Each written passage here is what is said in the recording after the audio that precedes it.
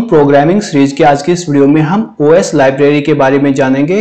हम जानेंगे कि कैसे हम OS लाइब्रेरी की हेल्प से डिफरेंट फाइल और फोल्डर्स को मैनेज कर सकते हैं, कैसे हम नई डायरेक्टरीज यानी फोल्डर को क्रिएट कर सकते हैं, कैसे उनको रीनेम और उन्हें डिलीट कर सकते हैं, साथ ही साथ कैसे हम डिफरेंट फाइल्स के पाथ को किसी भी दूसरे फोल्डर के पाथ के साथ कॉन्कैटिनेट यानी ज्वाइन कर सकते हैं। Comprehensively I will discuss each and every concepts and method of OS library with the detailed explanation in this video. So without further ado, let's get started. सबसे पहले VS Code को open करेंगे और Python की एक file को create करेंगे। New file, Python file. इस फाइल को हम किसी डायरेक्टरी के अंदर सेव कर लेते हैं। हम यहाँ डेस्कटॉप पर Python नाम के फोल्डर के अंदर इस फाइल को सेव करेंगे। फाइल का नाम हम यहाँ os.py ये हम फाइल का नाम रख लेते हैं। OS लाइब्रेरी पाइथन की एक इनबिल्ट लाइब्रेरी है, तो हम इसे डायरेक्टली इंपोर्ट कर सकते हैं। हम यहाँ इंपोर्ट लिखेंगे, इंपोर्ट एंड देन OS। सबसे पहले हम गेट करंट वर्किंग डायरेक्टरी का पता करेंगे। इसके लिए हम get CWD stands for current working directory, ये मेथड हम यहाँ यूज करने वाले हैं। हम यहाँ एक वेरिएबल क्रिएट करेंगे, variable x is equal to OS लिखेंगे एंड देन गेट CWD और पैरेंथेसिस लगाएंगे। इसके बाद x वेरिएबल को प्रिंट करेंगे। प्रिंट जब भी कोई मेथड यूज करेंगे तो हम पैरेंथेसिस यूज करेंगे। पैरेंथेसिस के अंदर x लिखेंगे, कोड को हम रन करेंगे, run current file in interactive window. तो आप देखेंगे कि यहाँ हमारा जो भी करंट वर्किंग डायरेक्टरी है उसका लिंक यहाँ अवेलेबल हो गया है। इसके बाद अगर हमें इस पर्टिकुलर लोकेशन को चेंज करना है यानी हमें अपनी डायरेक्टरी को चेंज करना है, तो उसके लिए हम एक दूसरा मेथड यूज करेंगे, chdir।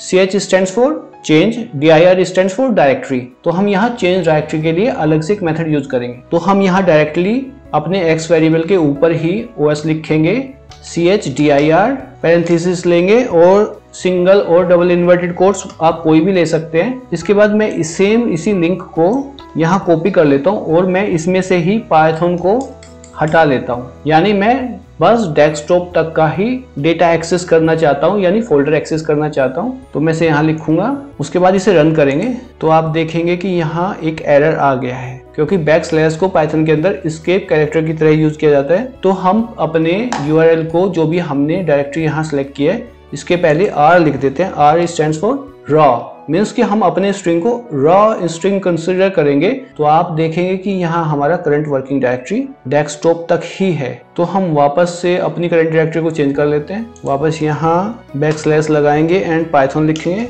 पाइथन एंड फिर इसे रन करेंगे। तो अब वापस हमारा करंट डायरेक्टरी, जो भी करंट डायरेक्टरी हमने बनाया था जिसके अंदर हमने अपनी फाइल को रखा हुआ है, पाइथन की फाइल जहाँ हमने क्रिएट किया है, वो हमारा करंट डायरेक्टरी अभी आ गया है। अब इसके बाद हम ये, क्योंकि हम इसे ऑलरेडी चेंज कर चुके हैं डायरेक्टरी को, तो हम ये वाली लाइन को यहाँ से एलिमिनेट कर देते हैं।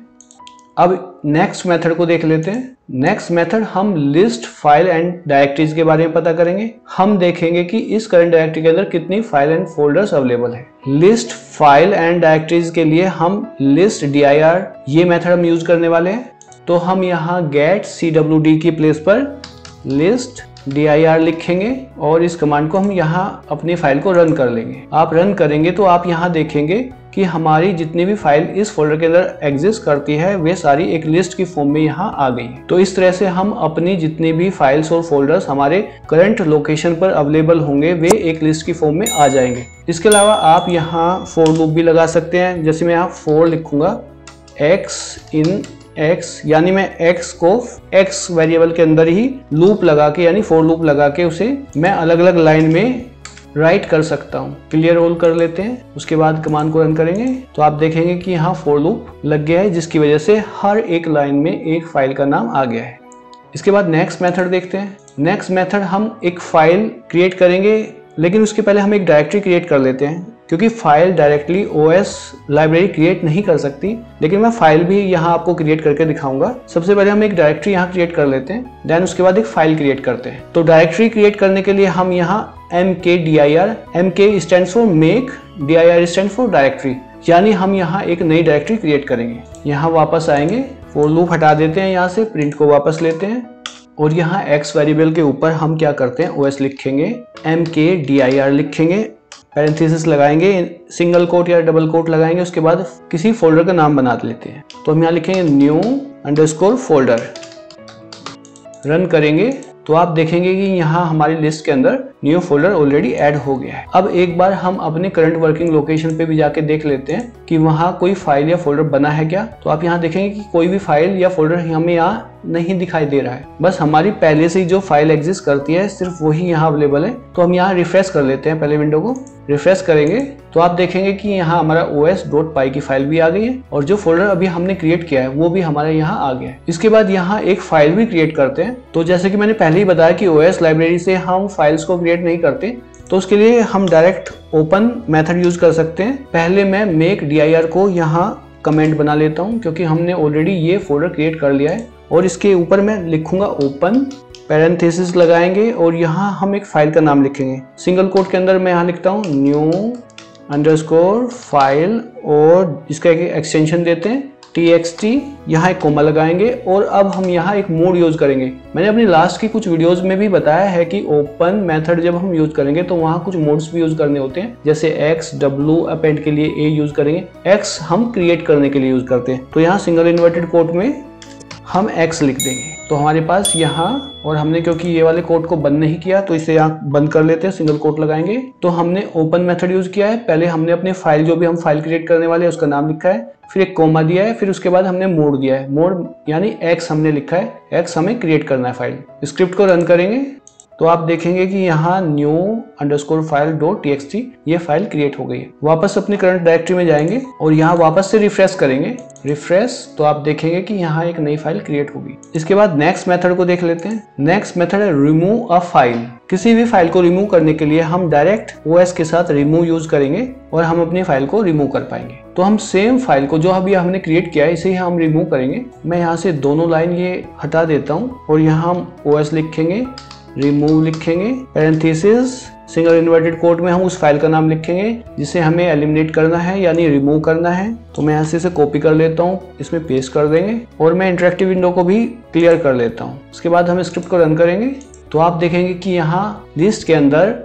new_file.txt अवेलेबल नहीं है। एक बार हम अपनी करंट लोकेशन में जाके देख लेते हैं तो यहाँ आप देखेंगे कि यहाँ कोई भी new_file.txt अवेलेबल नहीं है। वापस आएंगे VS कोड पे और अपने नेक्स्ट मेथड को देखते हैं। नेक्स्ट मेथड में हम कोई भी एम्प्टी डायरेक्टरी जो भी जिसके अंदर कोई फाइल अवेलेबल नहीं है उसे हम रिमूव करेंगे, यानी जो हमने फोल्डर क्रिएट किया है उसे ही हम रिमूव करेंगे। हमारा जो हमने फोल्डर क्रिएट किया है ये है new_folder, तो इसे ही हम रिमूव करेंगे। तो इसके लिए हम क्या करेंगे, हम सेम इसी लाइन में एडिट करते हैं और यहाँ rmdir और उसके बाद पैरेंथेसिस के अंदर इन्वर्टेड कोट और उसमें हम अपने उस फोल्डर का नाम लिखेंगे जिसके अंदर कोई फाइल नहीं है, new_folder। इसके बाद स्क्रिप्ट को रन करेंगे तो आप यहाँ देखेंगे कि यहाँ सिर्फ हमारी अब फाइल ही अवेलेबल है, हमारा कोई भी फोल्डर यहाँ अवेलेबल नहीं है। करंट लोकेशन पे जाके देखेंगे तो यहाँ भी कोई फोल्डर अवेलेबल नहीं है। नेक्स्ट मेथड देखेंगे। Next method rename a file और डायरेक्टरी। तो यहाँ हम किसी भी फाइल और डायरेक्टरी के नाम को रीनेम कर सकते हैं। तो वापस से फिर किसी फाइल या फोल्डर को क्रिएट करते हैं और उसे रीनेम करते हैं। तो मैं क्या करता हूँ, यहाँ हम वापस mkdir वापस लिखते हैं और फिर इसे रन करेंगे, यानी हम फोल्डर को वापस क्रिएट करेंगे और अब इसके बाद हम इसी फोल्डर के नाम को रीनेम करेंगे। तो हम रीनेम करने के लिए भी सेम मेथड यूज करने वाले हैं। यहाँ लिखेंगे रीनेम, जो भी हमें फोल्डर का नाम रीनेम करना है पहले उसे लिखेंगे, देन एक कोमा लगाएंगे और उसके बाद हमें उसका जो भी नाम चेंज करना है उस नाम को लिखेंगे। तो यहाँ हम इसे न्यू फोल्डर, हम यहाँ एक तो इसमें से अंडरस्कोर हटा देते हैं और उसके बाद हम एक फिगर इसमें ऐड करते हैं यानी फोल्डर 1 हम इसे कर देते हैं। तो अब हमारा न्यू नेम न्यू फोल्डर 1 होगा। रन करेंगे तो हमारे फोल्डर का नाम चेंज हो गया है या रीनेम हो गया है। करंट डायरेक्टरी में आके देखते हैं तो आप देखेंगे कि न्यू फोल्डर 1 हमारे फोल्डर का नाम हो गया है। यही सेम मेथड आप किसी भी फाइल पर भी अप्लाई कर सकते हैं। नेक्स्ट मेथड को देखेंगे, check if a path exist. अगर आपको किसी फोल्डर के अंदर ये चेक करना है कि कोई फाइल वहां एग्जिस्ट करती है या नहीं करती है, तो आप यहाँ पाथ एग्जिस्ट मेथड की हेल्प से किसी पर्टिकुलर फोल्डर के अंदर फाइल्स को पता कर सकते हैं। तो इसके लिए पहले तो हम ये लाइन को एलिमिनेट करते हैं, यहाँ से रिमूव कर देते हैं। देन हम ये दोनों लाइन भी एलिमिनेट करते हैं। सबसे पहले हम यहाँ इफ लिखेंगे and then os.path then dot, उसके बाद एग्जिस्ट, पैरेंथेसिस लगाएंगे। सिंगल कोट के अंदर हम यहाँ एक फाइल का नाम लिख लेते हैं, न्यू फाइल .txt, क्योंकि हमने अपनी करंट लोकेशन पर इस तरह की कोई भी फाइल क्रिएट नहीं की, लेकिन हमने फिर भी यहाँ न्यू फाइल .txt लिखा है सो दैट कि हम पता कर पाए कि इस पर्टिकुलर लोकेशन पर ऐसी कोई फाइल एग्जिस्ट करती है क्या। तो हम यहाँ कोलन लगाएंगे, क्योंकि जब भी कोई कंडीशन या लूप हम बनाते हैं तो वहाँ कोलन लगाते हैं, देन प्रिंट स्टेटमेंट लिखते हैं। प्रिंट लिखेंगे, प्रिंट पैरेंथेसिस इन्वर्टेड कोड के अंदर एक स्टेटमेंट देंगे, फाइल एग्जिस्ट। इसके बाद यहाँ एक एल्स कंडीशन भी बना लेते हैं, क्योंकि इफ के साथ आप एल्स यूज कर सकते हैं। Print parenthesis single quote file is not exist. Run करेंगे तो क्योंकि हमारे फोल्डर के अंदर कोई भी फाइल अवेलेबल नहीं है, तो यहाँ एल्स कंडीशन के अंदर जो भी स्टेटमेंट हमने बनाया था प्रिंट के लिए वही प्रिंट होके आ गया है। अब हम क्या करते हैं कि एक फाइल को हम मैन्युअली क्रिएट करते हैं करंट डायरेक्टरी के अंदर, सो दैट कि हम पता कर पाए कि हमारी फाइल ऐसे कॉल हो पा रही है या नहीं। तो हम यहाँ मैन्युअली ऐसे क्रिएट कर लेते हैं। इसके बाद वापस आएंगे और स्क्रिप्ट को रन करेंगे तो आप देखेंगे फाइल एग्जिस्ट, यानी आपकी फोल्डर के अंदर ये जो भी करंट डायरेक्टरी आप यूज कर रहे हैं उसके अंदर अगर कोई फाइल इस तरह की अवेलेबल है जो भी आपने नाम यहाँ दिया होगा तो वो आपको पता चल जाएगा आपके प्रिंट स्टेटमेंट के साथ। इसके बाद नेक्स्ट मेथड देखते हैं, जॉइंस टू और मोर पाथ नेम कंपोनेंट्स। तो इसके लिए हम पाथ जॉइन मेथड यूज करेंगे। तो इसके लिए डायरेक्टली हम क्या कर लेते हैं, पहले हम यहाँ एक वेरिएबल बनाते हैं, x is equal to os dot path लिखेंगे एंड देन जॉइन पैरेंथेसिस के अंदर यहाँ हम एक फोल्डर का नाम लिखते हैं। हमने ऑलरेडी एक फोल्डर क्रिएट किया है। सिंगल कोट के अंदर हम लिखेंगे न्यू स्पेस फोल्डर स्पेस 1 और उसके बाद हम यहाँ एक कोमा देंगे एंड देन हम उस फाइल का नाम लिखेंगे जिस फाइल को हमें यहाँ इस फोल्डर के अंदर ज्वाइन कराना है। तो हमने ऑलरेडी एक फाइल क्रिएट की है और हमने यहाँ एक फोल्डर भी क्रिएट कर रखा है, तो हम इस फाइल की लोकेशन इस फोल्डर के अंदर दिखाने वाले हैं। तो हम यहाँ फाइल का नाम लिख लेते हैं एंड देन इसे प्रिंट करके देखते हैं।